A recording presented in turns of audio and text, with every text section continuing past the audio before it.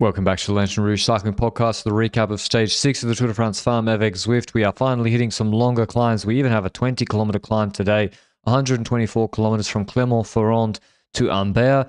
This region I have synonymous with Rampas Inhumanas, steep climbs with Puy in the name, Puy de Dôme, Puy Marie. It's not the stage we have today. We actually have the Col de Biel, which after 57 Ks of mostly flat, little bit, few categorized climbs, but 57 Ks of no serious climbing is 20 Ks of about 5%, up to 1400 meters. A fast flowing descent down to the Col du Chanceur, and the descent's only about 8-9 Ks, not that long. Then they do 6.4 Ks, 5.5%, another slightly longer descent, then a little short valley, then they do the Val Sevier, 4.6 Ks, 5.1%, another bonus gate on top to get the GC riders jumping, plateau of 5 Ks, and then a very fast, not that technical, to be honest, descent to the finish in Ambert. So it's a hard stage. It's the warm up to the mountains. It's got 2,400 meters of climbing, but it's not that hard either. So there's no wall to break it up. Clearly, I think team tactics, descending is important. What, Benji, would be your... Oh, I should say the crashes of yesterday, some more abandons. Otterstad out, who won Tour of Norway, very strong. Bunel continued, but looked a bit banged up. Quite a few DNFs. But what would your goal have been today, Benji, if you're FDJ? And what's your concern before today if you're AG Insurance? Well, first of all, yesterday we pointed already that Sarah Gigante's ascending is not exactly star amazing. So today is an indicator for that potentially, because there's 3 descents in this last 50-60 kilometers. But also tomorrow, the last 16 kilometers of tomorrow's stage, of the descent of the Grenier to the finish, that is 16K of descending. That is 16K where Sarah Gigante can be put on time. So that's the problem for a team like AG Insurance. Now, they started this race as, okay, Kirlo Corpina is the leader, even though Gigante is also at this race and she won 2 mountain finishes on the Giro Women's race a few weeks ago. Not that long ago, actually.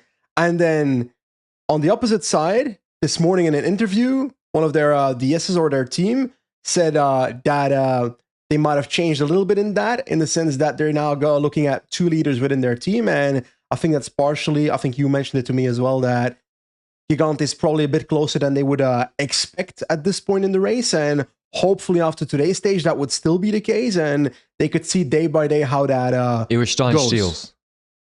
Was it Stein Steels? Yeah. He's the sports director. Okay, but next to that then, when you look at FDJ Suez, can I be really honest, Patrick? I don't think FDJ Suez considers Sarah Gigante competition for this race. And I think that's not correct, considering she had very strong climbing performances at the Giro, but they're clearly not doing anything to potentially put Gigante in trouble. Bro, what are they doing? I mean, we'll get into it, but what are they doing?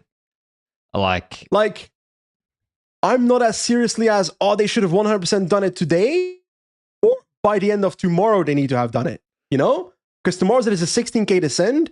That's where I expected it to happen. But I agree with you that when the opportunity is there and you can afford to have a domestique base at the front to put one of your GC competitors, yes, you never know. Gigante could have a shit Model N, which that's a possibility. That's always a possibility when it comes to your competitors. But if you have an opportunity to put your competitors in a problem, then I would argue you probably should do it.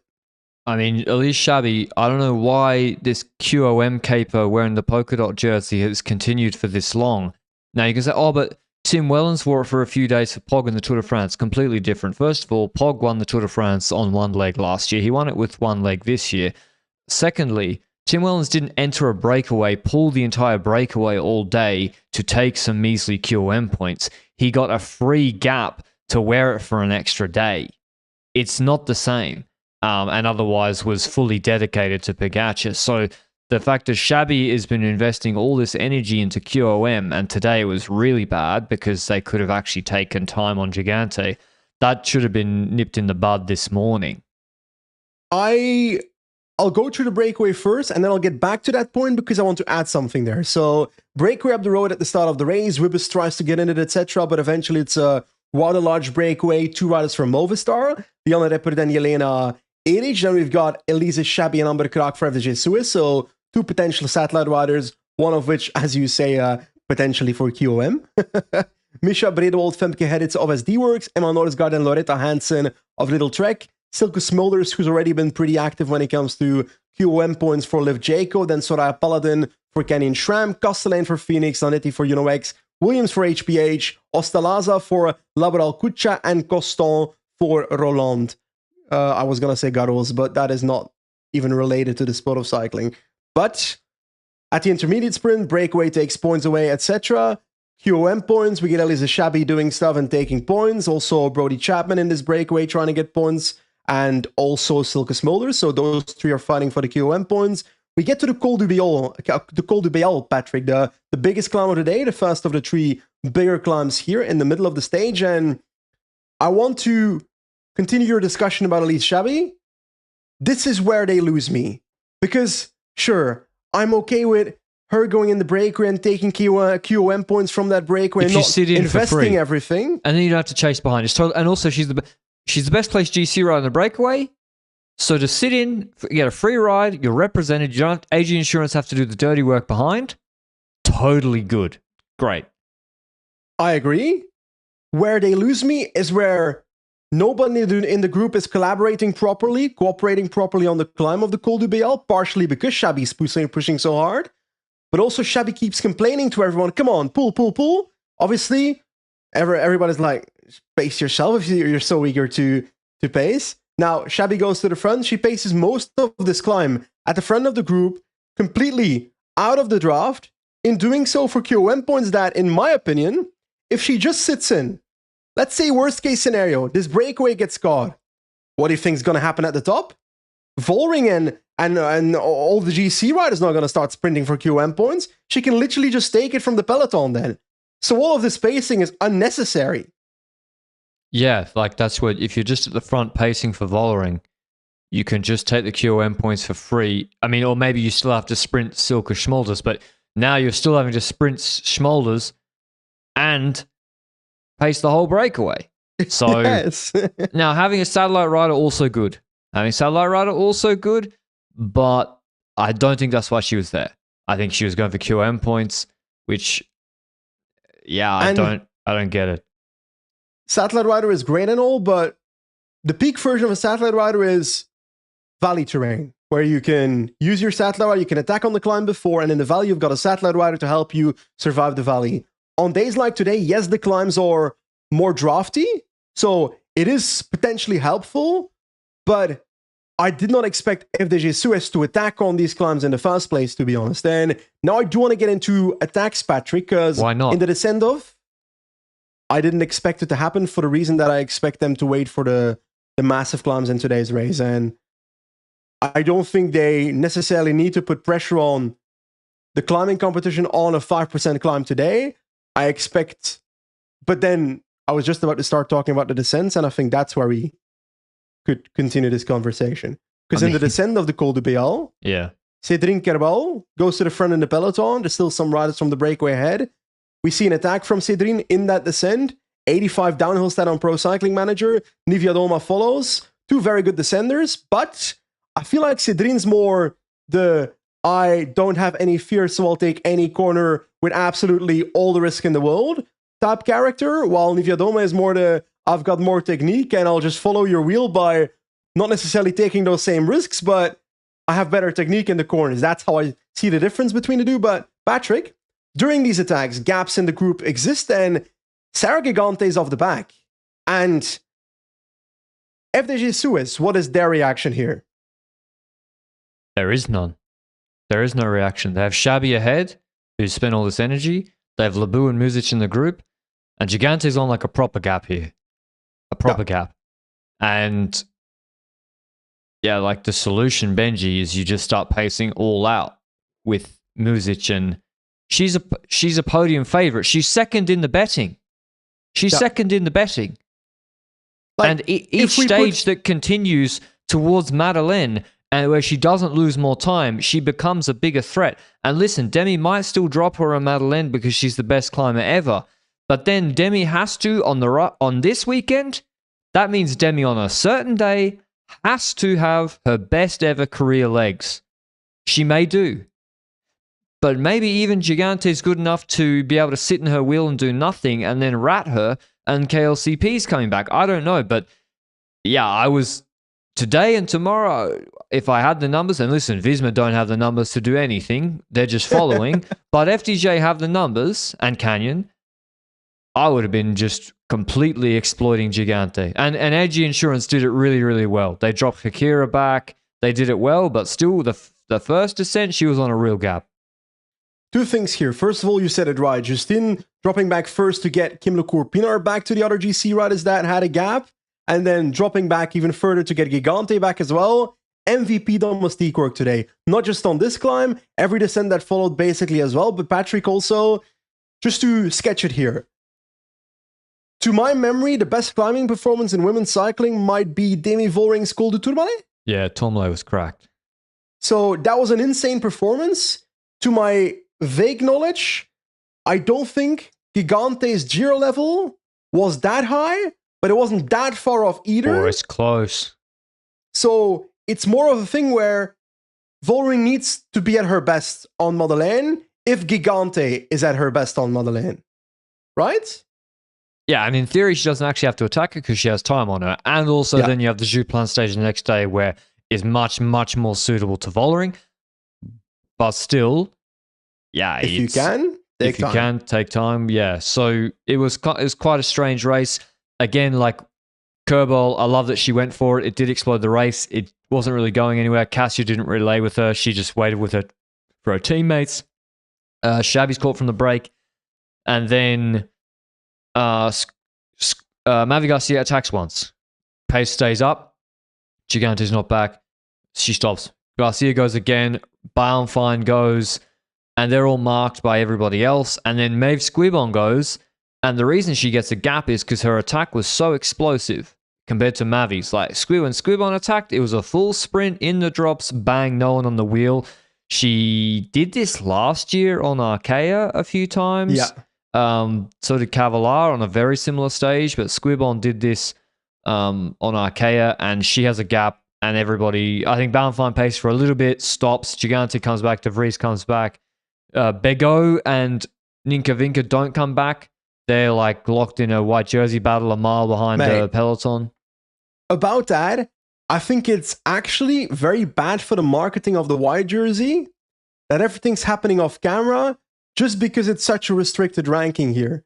Because it's under 23, if I recall correctly. And under 23 means that there's like 13, 12 riders in this entire peloton that are eligible to even win that. To the point that the white jersey battle will always happen off camera in this race. So I think there's an issue there that needs to be resolving, which is weird because Patrick and I think we both, Patrick and I, I'm talking third person now, but you and I feel like we've had this discussion on the men's side of the sport where we're like, okay, U25, they should make it U23, etc. Is this not a valid counterpoint to that other argument in men's cycling we have?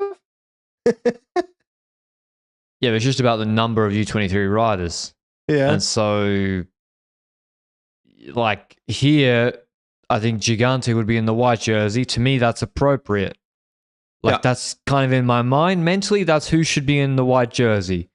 The 8th on GC 23-year-old. Or Janssen, or is she further away in GC? I could be wrong. She's further away. Gigante's 7th in GC. And then okay. Puck would be also available for the white jersey. I think it's just I think it should probably be under 25, but to be honest, what if there's listen, Victoria Kladneva's going to win it 4 years in a row, so it doesn't matter from next year onwards. So just forget about it.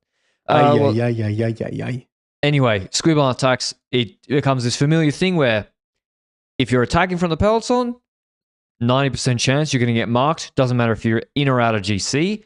If you get out of sight, it's almost like you have absolute carte blanche to win the stage. And that is sort of what happens. Squibon is also incredibly strong. Yeah, like when you look at the time gaps that were happening, there were teams pulling, there were still riders dropping, and she takes out a minute. She gets like a minute on the Col du Chanceur. They completely stop. There's another descent. Shabby does the next descent. Gigante is dropped again on the descent. The next descent off Chanceur, she's dropped. FDJ start to pull on the next climb, but not fast, and not to set up a Vollering attack, Benji. So, like, yeah, okay, even if Gigante is on 20 seconds, just pacing, she will come back on the climbs. She is the second best climber in the racing on paper. So you need basically a nuclear leader and then Vollering to go solo. And you might say, why would she go solo here? Look at Demi Vollering's first win of the season. Like, look at her. Is it her first win of the season? Did I make that up? I think it was. Her first race day of the season is a 4.5K, 5.7% climb with a plateau on top and then a pedaling descent. And she took a minute 30 on the Peloton and 30 seconds on Van der Breggen. I agree, but I don't think she'd be able to go solo here on that climb. That's fine too. Bring Cassia with you.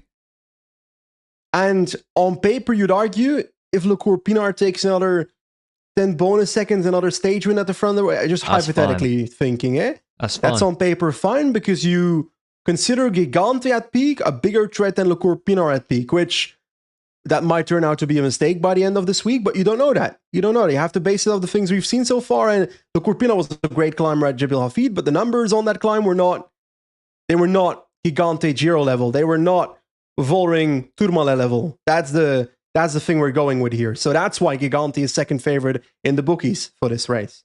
Now, and it's a 4-second delta. It's a 4-second delta, which, by the way, we'll get to in a second. So what? KLCB takes another 4 seconds on you. You live with it. Did we speak about the bonus second sprint already? No, I didn't. I'm just saying that Gigante is such a strong climber that just pacing with Labou and Music at slower than Squibon's pace is not going to keep her behind. And so she comes back. Justine Hikira waited, brought her back. Fantastic work from AG Insurance Soudal. On the Val Sivier, it's still a large peloton, still like 20, 25 riders maybe. KLCP takes the 4 bonies behind Squibon, Nivea Doma 2. There's a little bit of appetite to continue maybe from Nivea Doma, but then it stops. It's still a group of 8. The group swells again. They get to the end of the plateau. On the top of the plateau, Labou attacks after Gigante had been kind of riding at tempo, slower than Squibon. Labou attacks. Gigante starts pacing behind her. Margot van Pachtenberger attacks on the descent. The motorbike is, outrageous in front of Labou, like really disgraceful stuff. But anyway, and Squibon wins the stage by a minute 20, I think it was. Before you talk about bonus seconds at the finish line, I do 10. want to add, Labou's attack in that descent, my first reaction was, what's the point here? Are they playing some co-leader gimmick at this race or something? Because if you look at the race, you're like, okay, Labou's not a co-leader here. It should be all for Vollering, but it unironically started working because AG Insurance decided to put Sarah Gigante at the front on the plateau and the start of the descent. So obviously on the descent, Gigante at the front won't exactly help much, but on the plateau segment, Gigante was pulling for Kim Le Cours-Pinard. So, like, sure, they said this morning that they've got 2 leaders, but it is clear to me in today's stage that if there's a problem and they've got 2 riders in the group, that Gigante is the one that has to solve it for AG Insurance Soudal. Even in a situation where, who cares if Labou takes 20 seconds? Yeah, I agree. I also didn't care. I don't think anyone did. Like, Labou's not climbing well. I mean, yeah. Anyway, the irony is that, Squibon wins the stage by a minute 9. Not close. Wasn't close at all. And I think that goes to show that, you could say there was a bit of no one wanting to take control behind or sacrifice domestiques, but she took a minute 10 on one climb. She was riding, and then there were people still attacking behind her, and the gap was barely changing. So she was mega, mega strong. Deserved winner, first French winner in the Tour this year, I believe. Correct. Yeah, it's the biggest win of her career by far. Marianne Vos. Very French. I don't think so. Labou is second, and the irony of that is that when predictably Kim Lacourt-Pinard came third, winning the bunch sprint, it meant that the bonus second delta was 4 seconds to Demi, who comes in fourth and takes no bonus seconds rather than a 2-second delta. But anyway, it's just bonies. It doesn't matter.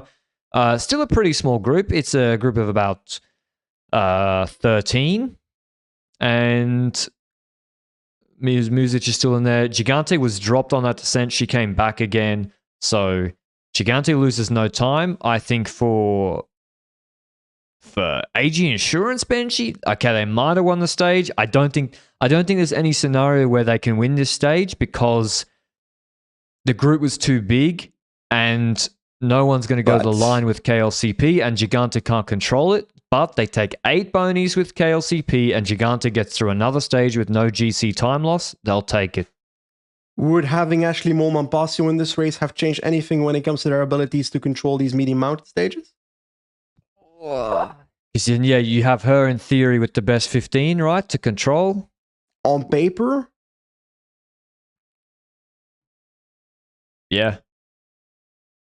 Like, I'm not sure she can control everything, but I think it's an added bonus to have her here, actually. At the start of the race, I was like, okay, not sure it's going to...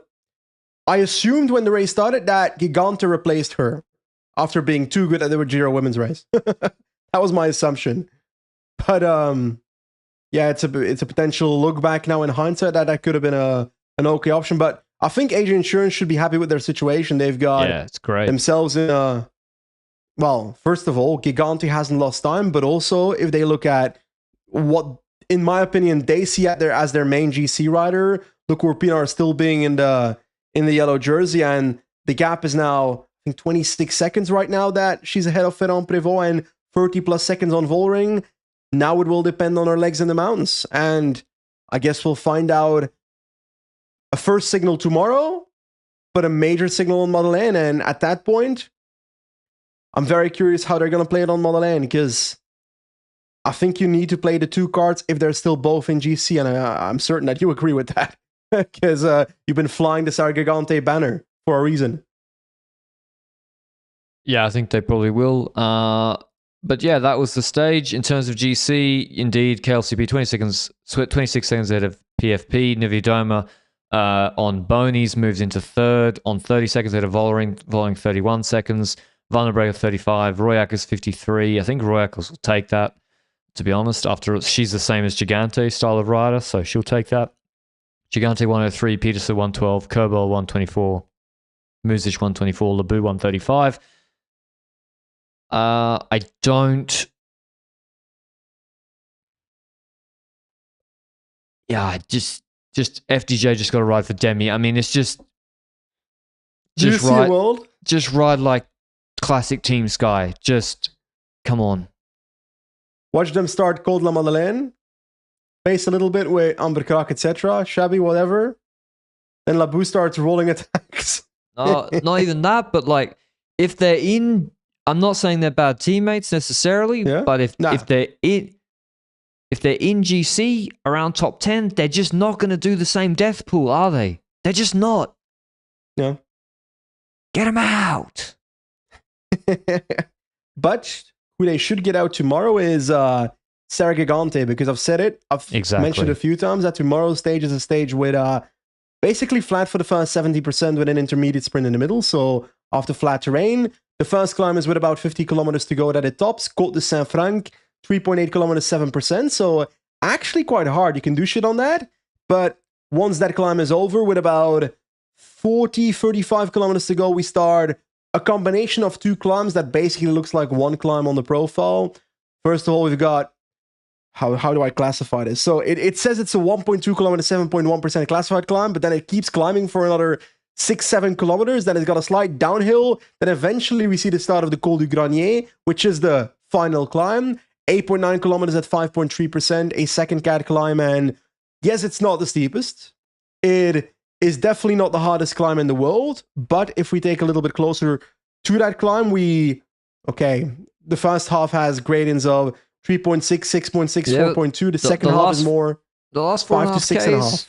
It's more like it's 6.5% average. The last 800 meters is like nearly 8%. And then if they're attacking into the descent, so the way the climbs normally go is they ramp them up and then they start sprinting towards the end. So But it's hard enough. the climb's not important, in my opinion. It's a descent that's important on this one. They've got a descent to the finish of, let's say, 16 kilometers ascending, 2 kilometers flat, roughly. 16 kilometers of descending, you can put Gigante on more than a minute there. And they should try. Like, it's in the benefit of everyone. Not just following, not just FDJ Suez, Nivea Doma. It's super beneficial for her that a potential podium candidate is gone. So, there's so many riders with an incentive to try something here. I will choose Cédric Kerbaol for this finish. But I will say, I'm a little bit scared that she might get dropped before the top of the Col du Granier, which would ruin the chances. But I'm still going with it. I'm going with Van der Breggen. Okay. I think Van der Breggen looks good. And I think she'll attack from a very small group in the final 2Ks and go clear in the when they enter the city and, yeah, win the stage. So I like Van der Breggen for it. I think she looks pretty good. The Granier, I mean, this is a much harder stage, I think, and much more decisive. Just because you have the two warm-up climbs are harder, like 3.8k, 7%, hardest climb we've had so far that they do pre-Granier. And then the Granier also has some pretty, like, it's pretty hard to the top. Hard enough that if someone wants to make a difference, they can. Whether that's a Royackers, whether that's... I'd just attack with Gigante tomorrow. Yeah. What are FDJ going to do? Well, they'll probably start pacing after her, but that's fine. Exactly, because they'll pace scenario, slower than her. Best case scenario, Labou follows Gigante. But if I was AG Insurance, I'd attack with Gigante on the 3K, Yep. 6.5%, and then they might be like, well, we have a GC leader, go with Muzic, and Gigante's like, sweet, and then KLCP gets to sit in the wheel of Vollering.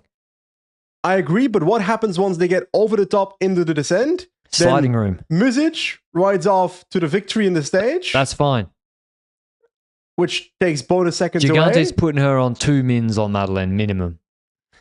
And then Gigante gets gapped and gets dropped back to the GC group. So she got a positive start before Madeleine stage. That's great. And the Suez had a stage win, but that's irrelevant.